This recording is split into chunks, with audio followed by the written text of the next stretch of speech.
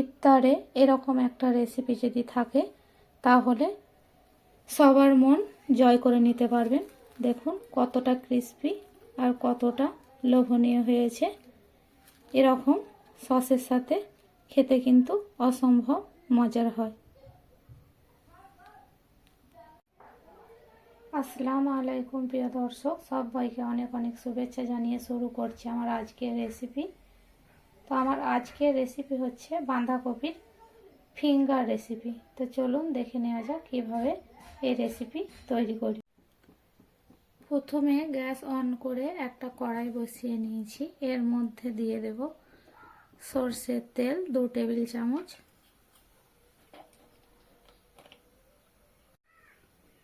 একটা মাঝারি সাইজের পেঁয়াজ কুচি করে রেখেছি দিয়ে দিচ্ছি। এটা কিছুক্ষণ ভেজে নেব, খুব লাল লাল করে ভাজবো না, হালকা ভেজে নেব।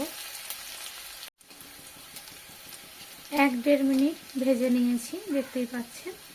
এরপর দিয়ে দেবো এখানে 1 চামচ আদা কুচি,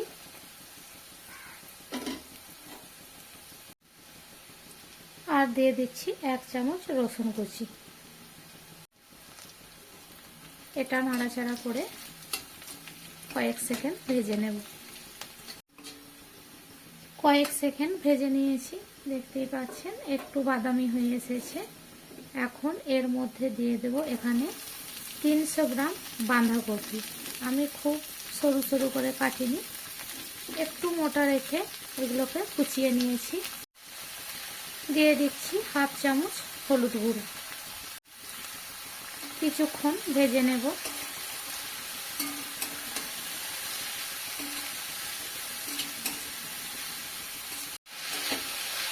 সব কিছু খুব ভালোভাবে মিশিয়ে এটাকে ঢাকা দিয়ে কুক করে নেব বেশ কিছুটা সময়, যাতে বাঁধাকপিগুলো নরম হয়ে যায়। আবারও একবার ঢাকনা খুলে এটাকে উল্টে পাল্টে মিশিয়ে নেব।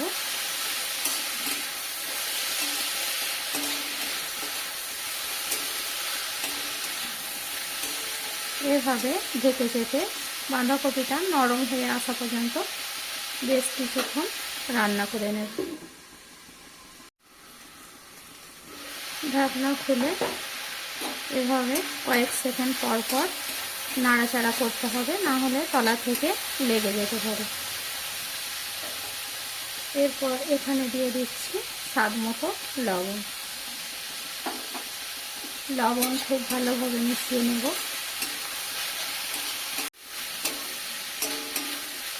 সময় নিয়ে এটাকে রান্না করে নিতে হবে।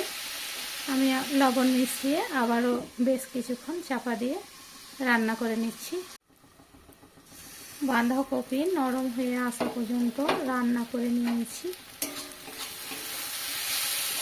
দেখতে পাচ্ছেন একদম গলে অল্প হয়ে গেছে। এরপর এটা নামিয়ে নেব। একটা বোল নিয়ে নিয়েছি, এই বোলের মধ্যে নিয়ে নিচ্ছি। নামিয়ে কিছুক্ষণ ঠান্ডা করে নেব। বাঁধাকপি ঠান্ডা হয়ে গিয়েছে। এখানে 2টো মাঝারি সাইজের আলু সেদ্ধ করে ম্যাশ করে নিয়েছি।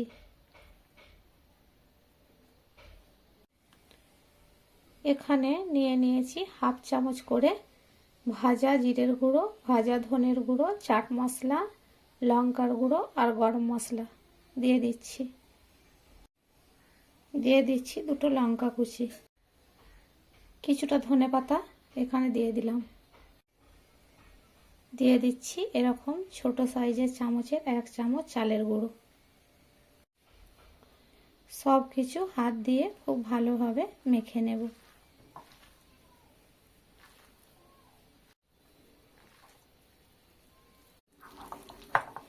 হাত দিয়ে সব কিছু খুব ভালোভাবে মিশিয়ে নিয়েছি। আমি আগে কিছুটা পরিমাণ লবণ দিয়েছিলাম, আবার এখন দিয়ে দিচ্ছি কিছুটা পরিমাণ লবণ স্বাদ মতো। আবারও খুব ভালোভাবে সব কিছু মিশিয়ে নেব। লবণ দিয়ে আবারও বেশ কিছুক্ষণ মিশিয়ে নিয়েছি। এটা এক সাইডে সরিয়ে নেব। এবার একটা বোল নিয়ে নিয়েছি, এখানে নিয়ে নিচ্ছি হাফ কাপের একটু কম কর্নফ্লাওয়ার, দিয়ে দিচ্ছি এখানে হাফ কাপ পানি। একটা ব্যাটার তৈরি করে নেব।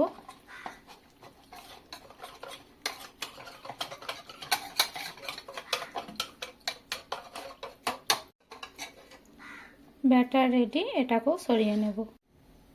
এবার এই মিশ্রণটা থেকে কিছুটা পরিমাণ নিয়ে লম্বা লম্বা শেপ দিয়ে নেব। হাতে একটু তেল মেখে নিয়েছি, এতে করে জড়িয়ে যাবে না।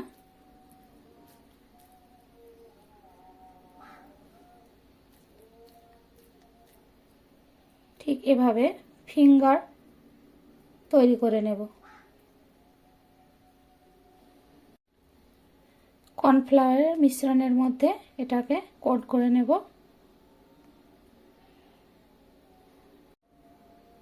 দিয়ে ব্রেড ক্রাম্ব নিয়ে নিয়েছি, এর মধ্যে কোট করে নেব।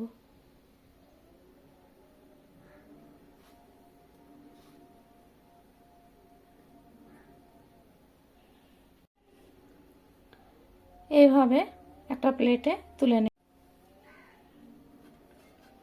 প্রত্যেকটা ঠিক একইভাবে তৈরি করে নেব। একইভাবে আরও একটা বাঁধাকপির ফিঙ্গার রেডি করে নিয়েছি, এভাবে কোট করে নিচ্ছি।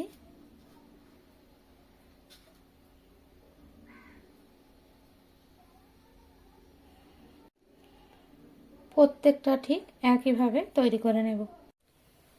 খুব সুন্দরভাবে বাঁধাকপির এই ফিঙ্গার বা নাস্তাটি বানিয়ে নিয়েছি। চুলায় অন করে তেল গরম করে নিয়েছি। এরপর একে একে নাস্তাগুলি এর মধ্যে দিয়ে দেব।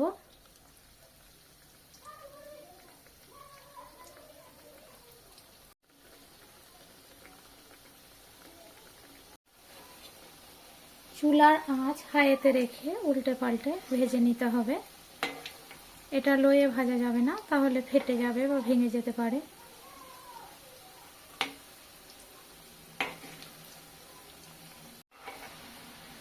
সময় নিয়ে উল্টে পাল্টে লাল লাল করে ভেজে নিয়েছি। আমার নাস্তাটা হয়ে গেছে, এবার তুলে নেব।